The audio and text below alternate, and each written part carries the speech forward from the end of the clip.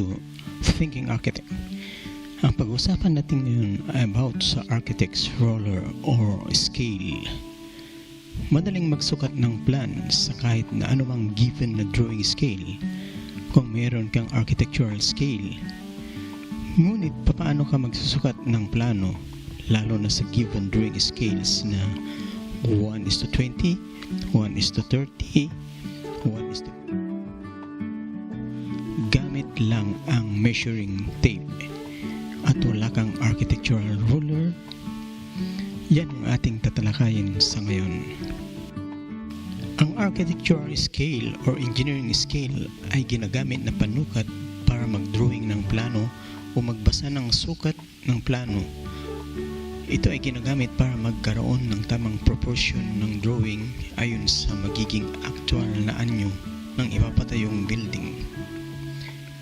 Madalas din itong ginagamit ng mga foreman o yung tinatawag na journeyman sa pagbasa ng sukat ng plano sa blueprint doon sa project site dahil hindi lahat ng part ng drawings ay may indicated na dimension.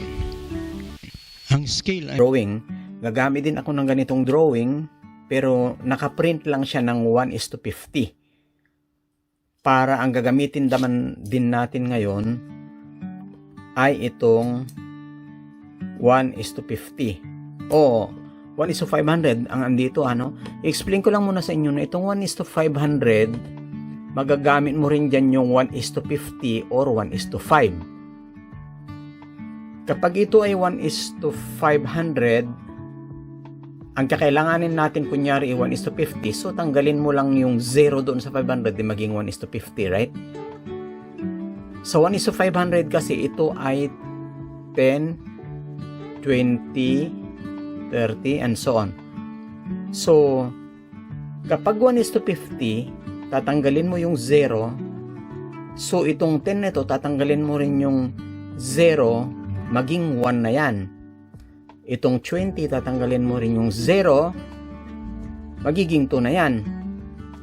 Okay po, ganun lang. Pag tinanggal mo yung 0 dito, maging 1:50, magtanggal ka rin ng 0 dito. Okay. Ngayon, susubukin po natin yung 1:50 na print. Okay, dito naman ay susubukin natin itong 1:50 na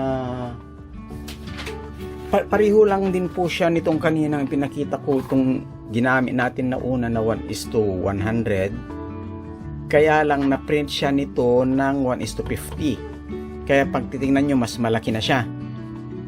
Habang bumababa kasi yung figure, lumalaki yung drawing. So ito, 1:100 siya kanina.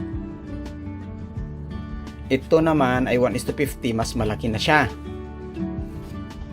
Dito sa part na dito, doon sa may 4 meters, dito pa rin natin gagamitin ito para makikita nyo yung diferensya.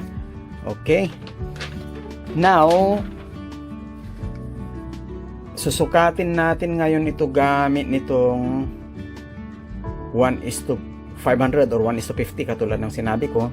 Tatanggalin nyo lang yung 0 dyan. So, magiging ito na yung 4. Which is ang kakailanganin natin dito sa part na to na 4.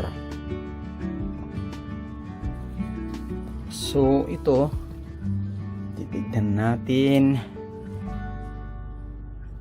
Ayan, tama di po ba? 0, 1, 2, 3, 4 meter siya. Napakadali, no? Napakadali pong magsukat dahil meron kayo nito. Meron tayong itong scale.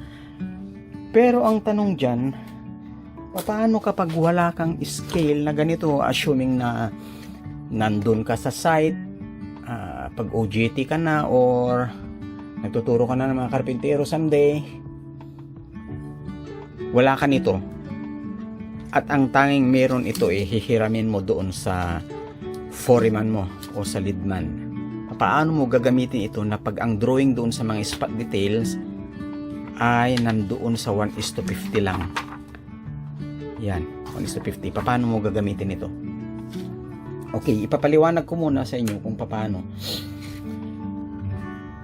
Itong 1 centimeter kasi, o itong centimeter, 1:100, ito 1:100 ay katumbas lang yan ng 1 centimeter dito sa measure or sa mga ordinary na ruler. Itong centimetro dito ay itong 1:100. Yan po, okay? Ngayon, kapag ang 1:50, ibig sabihin yung 1 centimeter ay 50 centimeter siya sa actual. Okay? Every 1 centimeter ay 50 centimeters actual or 0.50 meter. Okay? So, pag yung 1 centimeter, dito natin sisimulan sa 10 po kasi dito hindi nyo na makita yung guhit. Mas mahirap nyo maintindihan. Assuming na itong 10 ang 0. Itong 20 ang 10 natin. Itong 30 ang 20. Okay? Magsimula tayo dito sa 0 dito ngayon sa number 10. Ang 1 cm ay ito, itong 1. So, ibig sabihin yan, pag 1:50, itong 1 cm ay 50 cm siya. Yung 2 is equal to 1. Right? Kasi 50, 1, 150, 2, 250, 3, 350, 4. Okay? So, pag kailangan natin itong 4, ang hinahanap natin ngayon, ang susukatin natin, gagamitin natin ito, dapat andito siya sa 8 kasi 50, 1, 150, 2. By 2 na ang bilang natin yan, di ba? 20, 4 meters. 2, 4, 6, 8, 10, 3 meters. 2, 4, 6, 8, 10, 4 meters. Okay, tama po. Yan yung makikita yung paggamit ng tape measure sa kahit anumang uri ng scale na nakakarga sa drawing, maging siya man ay 1:25, 1:50, 1:30, 1:75, and so on. Kung nakikita nyo na ang nakasulat na alinmang given scale, katulad ng ganyan, 1:30, ibig sabihin yan, ang 1 cm ay 30 cm ang katumbas sa drawing. Kapag 1:80, ang 1 cm katumbas ng 80 cm sa drawing. Ganun lang po yun. So, I hope na may natutunan kayo.